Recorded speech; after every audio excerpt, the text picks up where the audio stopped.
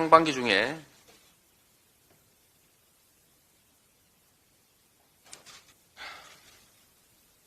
좀 전에 분신하신 노동자께서 운명하셨다고 합니다.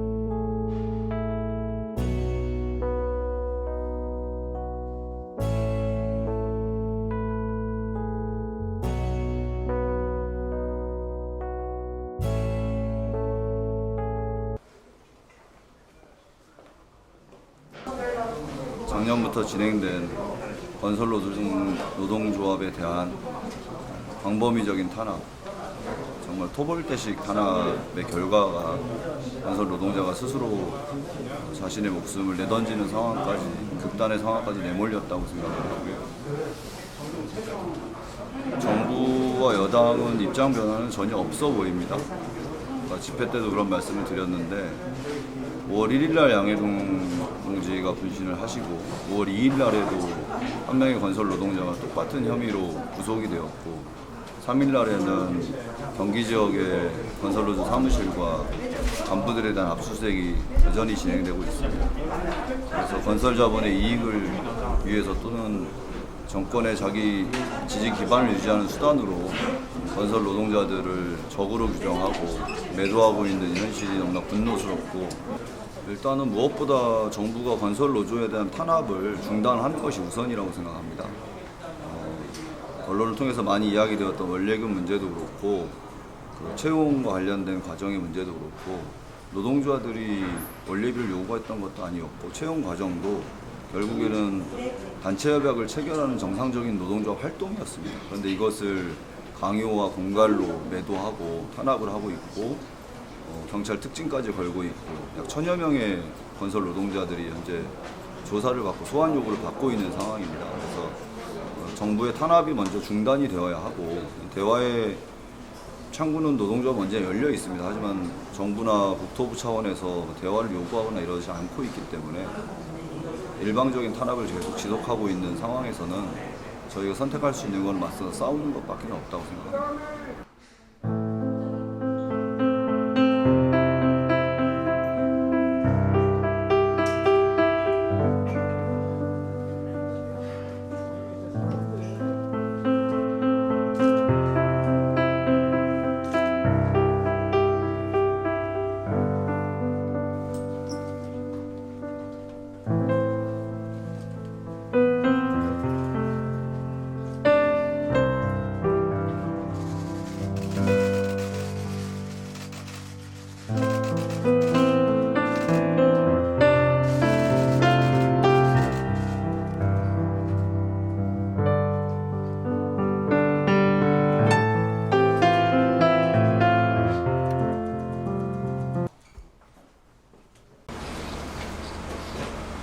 먼저 고인의 명복을 빕니다. 그리고 유가족들의 깊은 위로의 말씀을 전합니다. 더 이상 국민의 생명을 지켜야 될 국가 때문에 국민이 극단적 선택을 하는 일이 없어야 합니다. 그리고 어려운 환경이긴 하지만 노동자 여러분께서도 죽지 말고 살아서 싸우기 바랍니다.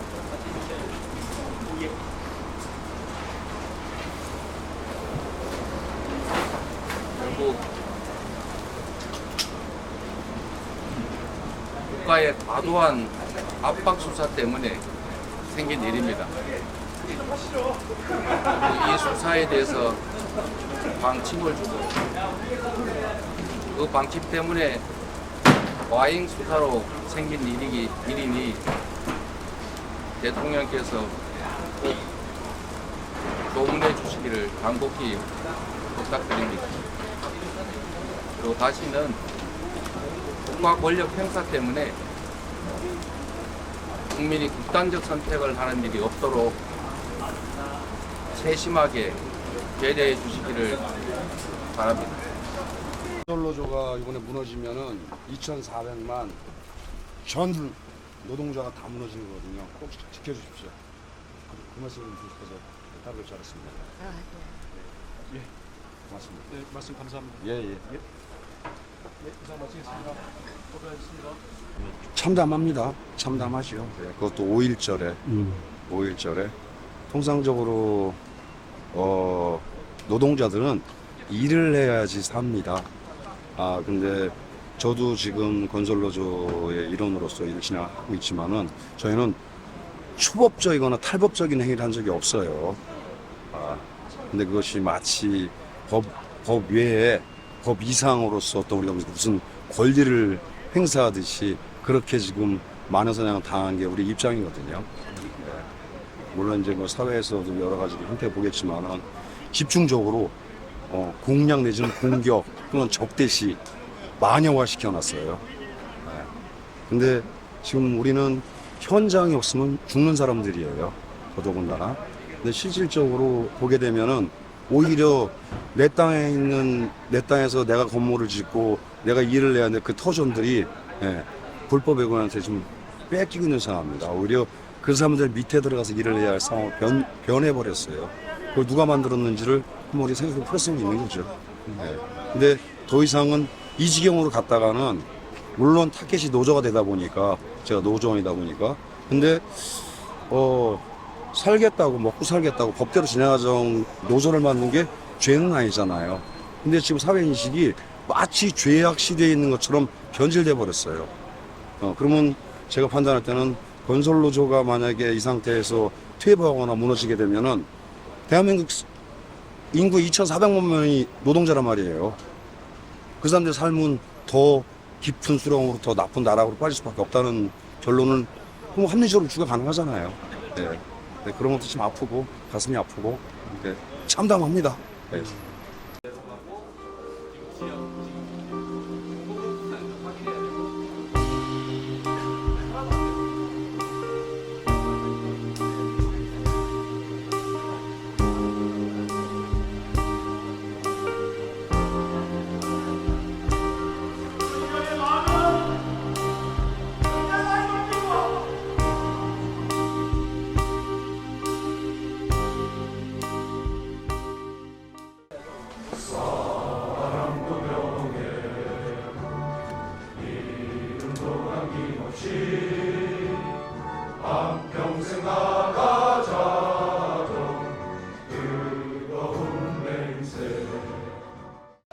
저는 다른 얘기를 좀 해볼까 합니다.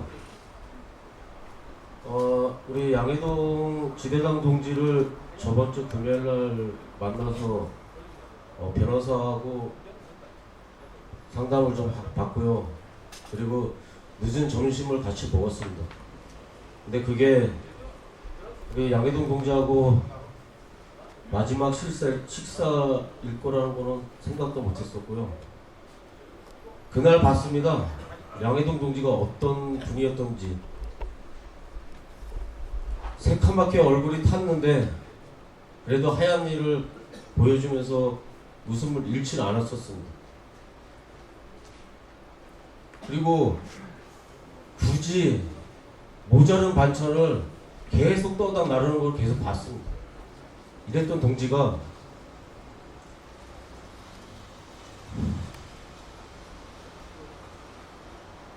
자기 몸에 신나를 뿌리고 불을 당겼답니다. 여러분, 담뱃불만 내보면 나도 그렇게 뜨거운데 얼마나 뜨거웠을지 분신을 하시고 현장에 갔었습니다. 하단에 나무하고 화초가 심어져 있었는데 그게 노랗게 다 변했어요. 그 옆에 나뭇가지에 매달렸던 잎사구가 좁기 3-4m는 되는데 노랗게 다 탔습니다. 그 뜨거운 불을 먹어가면서 밑에서 몸부림쳤을 양해동 동지를 생각하면 장례식장에서 유가족과 대화를 나누는데 우리 양해동 동지 4월 달에 항공수했답니다. 와이프하고 쌍둥이 자식이 둘이 있는데 한 달에 수입이 고작 항공수였답니다. 그래서 먹고 살려고 800만 원이나 되는 돈을 대출을 받으셨대요. 대출 받은 게 800만 원입니다. 근데 지금 나오는 언론에서는 8천만 원을 받아 처먹었니, 수천만 원, 수억을 받아 먹었니 이렇게 호도하고 있습니다. 여기 혹시 기자분 계신가요? 잘 좀 확인하고 기사 좀 써주십시오. 우리 양해동 동지가 한 달에 항공수 하면서 자기 조합원들 하루하루 더 벌게 해주려고 본인은 일을 마다하고 그렇게 조합원으로서 당연히 해야 될 그런 일을 해왔던 것 뿐입니다. 그게 죄입니까? 그게 죄고 죽어야 될 이유라면 여기에 계신 모든 분들 마찬가지로 다 그렇게 죽어야 되겠죠.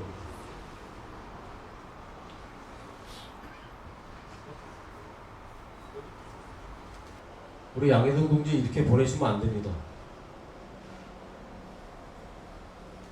진짜 오죽하면 가진 거 하나 없는 양반이 공갈이라는 제명에서 공갈이라는 단어만 뺐으면 좋겠다고 했습니다. 그만큼 자존심밖에 없었던 분입니다. 우리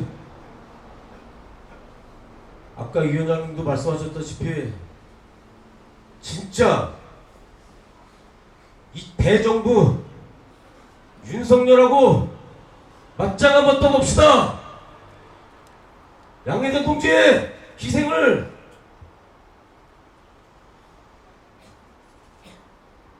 마음속에 담고 나중에 우리 양해동 동지를 보낼 때까지 진짜 빡세게 한번 싸워봅시다. 그렇게 주장할 수 있습니까?